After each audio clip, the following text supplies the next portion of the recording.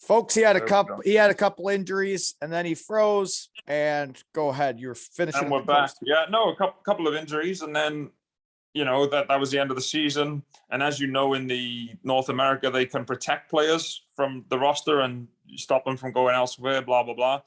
Which the GM did, but he was going. They moved the team to Greenville, where Lauder is now actually. And Hendo's on this team, right? Yeah, Hendricks was in Johnstown with me. We lived together. We lived next door to each other in Johnstown. Yeah. Have you had Hendo on yet? Yeah. He was in the 40s. Yeah. So that happened. The GM and coach he protected me to go to Greenville. But as you know, they don't sign guys in North America till bloody June, July. Sometimes even August because it's so much later. And I was like, Jesus, I don't even know if I'm definitely going to get a contract. Even if I get a contract in the coast, does it really mean anything? I think I need to just secure a playing spot this season. Well, the thing is, in the UK, you start filling up with your Brits with the money you have to spend on Brits. Once it's gone, right? It's gone. Yeah, exactly. So with hindsight, and it's a wonderful thing. I wish I'd have gone to Greenville and played another year over in the States and tried this and that and the other. But hey, it didn't. That's not how but then it went. You also became the guy that's won the most trophies ever by going back. So yeah, right? Yeah. No, like I say, I don't regret anything in my hockey playing career. It's been wicked. Yeah, and that's why I'm still playing, because I thoroughly enjoyed it every minute of it. I did too. Being a hockey player is a great time. And it's great you're still doing it, man. Okay, so then you do that, and then you're back to Nottingham for another 3 years. So it's Nottingham and not Cardiff after you go over to North America. Yeah. We had a house in Nottingham, so we came back. We settled back into the house, signed back with I think Corey was the coach. I had a good few years, and then if that was the end of my time in Nottingham, Nairi and I got married that year, and Nairi wanted to move back to Cardiff. So we were like, okay, let's do it. Let's head to Cardiff and we'll try and get a job in Cardiff playing, which we did. And then we had a couple of years in Cardiff, I believe. And then all this tennis started to happen, Well, that 1 year, though, when you first get back from the US, and I find this interesting, is your first year back, you get 57 points. And isn't it interesting when you go over and you play in North America, in the East Coast as a Brit, the way you come back home, you have more confidence, right? You show up at the rink and you're more confident in your abilities that you went over there and you did it, right? Yeah, I definitely developed as a player, and I was given more opportunity right from the start, Yeah. And that really makes a difference.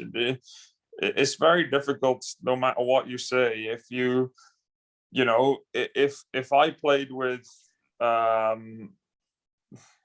Joey Martin and Joey Haddad the whole year, there's a much better chance of me getting 60 points that year than there is if I start off on the fourth line playing 6 minutes a night, Well, yeah, that's just the way it works, right?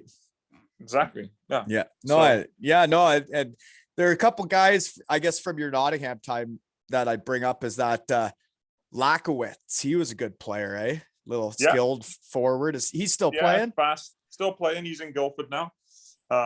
He's enjoying it down there. He left he's a Nottingham lad. He left this summer to go to Guildford, and he didn't really want to leave Nottingham because it's his home. However, it's probably best for him because he's now playing more minutes down in Guildford and really enjoying his life down there. And hockey's fun for him. Well, when hockey's fun, it makes your life fun, right? No matter where you're from, right? Yeah, absolutely. Yeah. So anyways, then you guys won a Grand Slam while you're there. That must have been a fun year. Oh yeah, that was crazy. We had such a good team that year. It was you went to the rink every game day, and you just never ever felt like you were going to lose. Yeah. We only lost a handful of games that season. We were absolutely dominant, and it was good fun. Yeah. So folks from Canada or North America that don't know what that is, that's winning the league, the playoffs, and the Challenge Cup all the same year. You win all three. Call that the Grand Slam. And Patrick Gallivan was on that team. He went to Western Michigan with me. Yeah, Gally. Yeah. He was on that team. Okay, so then you go back to Cardiff. You guys move back home to Cardiff for 2013-14, which I heard was a dark year in Cardiff history, right? Yeah, that was a tough year for the team. The owner had done as much as he could with the club, and then it wasn't really working any longer. And they always really struggled with budget and blah, blah, blah, blah, blah. And one thing and another happened, like they started to get rid of guys, which was really disappointing for me. Like I moved back to play with some of my best mates, Phil Hill, Franny, my brother. Never played with my brother before. Thought this is going to be great. I'm going to play the remaining years of my career with Joseph. 6 months into the season, they all get fired for whatever reason. The coach was fired. It was a disastrous year, and it wasn't that wasn't much fun at all. No. But then the next year is when we meet, and Todd and the Calgary fellas take over, and then you guys run amok then for what? You were there, 4 years then? No, because you're there 1 year and then you aren't asked back. We talked about that. And then you go to Nottingham for a year, and then you're back for 4 years, and then you run amok again, right?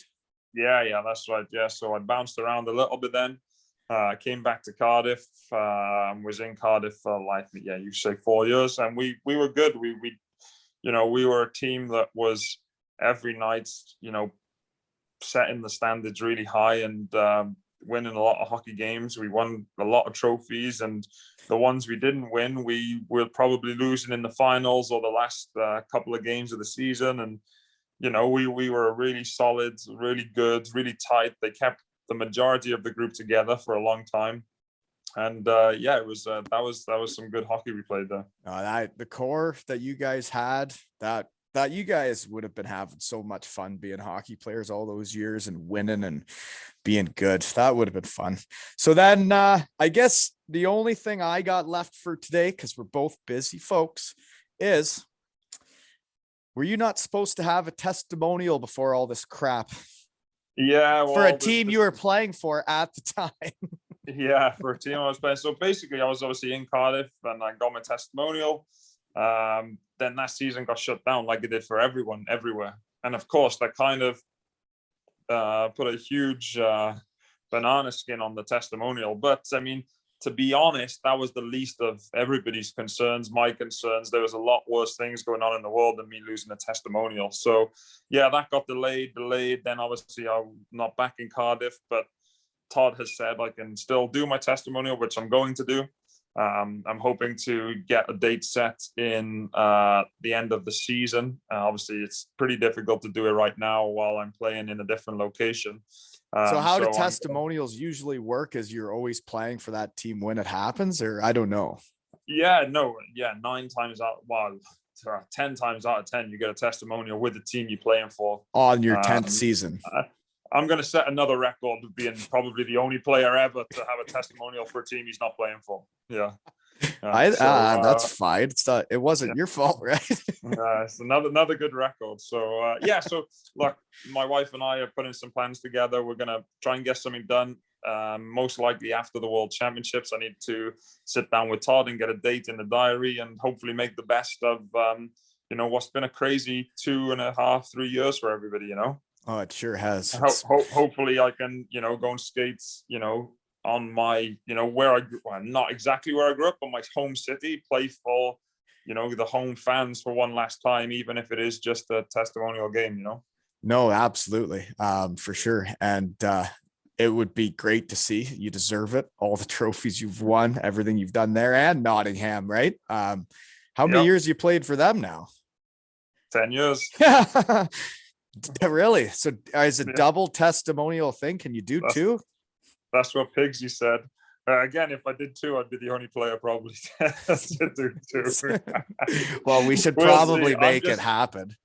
I just want to get through this season. Hopefully we win some stuff here. And, me and Deuce will sit down at the end of the season, assess what's gone on, and see if we can make something happen for the following year. And as long as I'm still fit and healthy and enjoying it, and I can be effective out there, I want to keep playing. So it's great. You can do your job, your wife can do her job. That's the world we live in now is like, but that's awesome that you guys can continue to do that. You get to keep being a hockey player, and man, the career you've put together, that you can be a double testimonial. It puts into words what, not words. Gosh, I'm trying to put them into words, but like that you're that good of a teammate, that good of a player, that you do whatever it takes to win. You have the most trophies ever, and you can have a testimonial of 2 different teams. And it's because those 2 teams keep wanting you back.